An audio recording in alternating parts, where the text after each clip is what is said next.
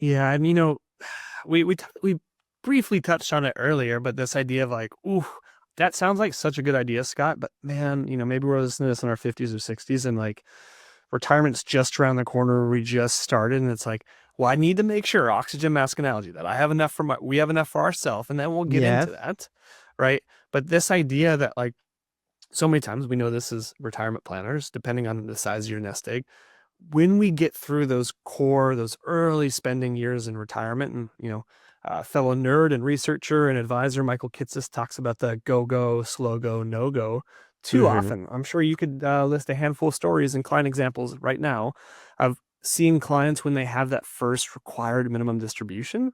Mm-hmm. Their spending looks so different, Scott, in their 70s than it did in their 50s and 60s. And Yeah. now, and we've had a really strong bull market to benefit from. But Mm-hmm. I could think of several clients last past year that spent everything that they could think of, and their accounts still grew. And they got to a point where like the account's growing faster than they could possibly spend it. And so this idea Yeah. of how could we give to have a bigger legacy, a purpose, so on and so forth, so long as it aligns with what you want to have in your plan.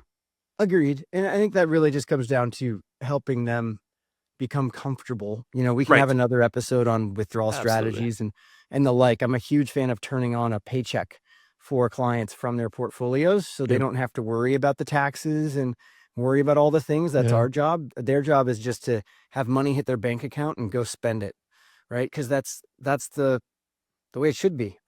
And then ideally, if they can give the charity and the like, that's amazing as well. The other example that I see commonly is we'll have clients who come from tech and biotech, Hmm. and so they'll have low basis stock and it'll be fairly concentrated. Yep. And so one of the ways that we'll give away money is we will go convert, we'll go give, we won't convert, I should say we will send a donor advised fund those shares. And by doing that, it helps give us a really nice deduction on our tax return in the year that we did that giving. But now we get to give those shares over the rest of our life. So we don't have to go give it away the year we make a big contribution. We can do it over the rest of our life. No, absolutely. I love that too, because it's like, let's not give with cash, right?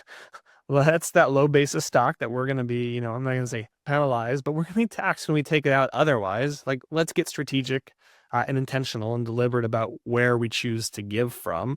And then, likely, with a lot of those clients in that particular industry, maybe we're also accomplishing a goal of, you know, deleveraging or diversifying our portfolio even further when we have those sizable gains from our company stock.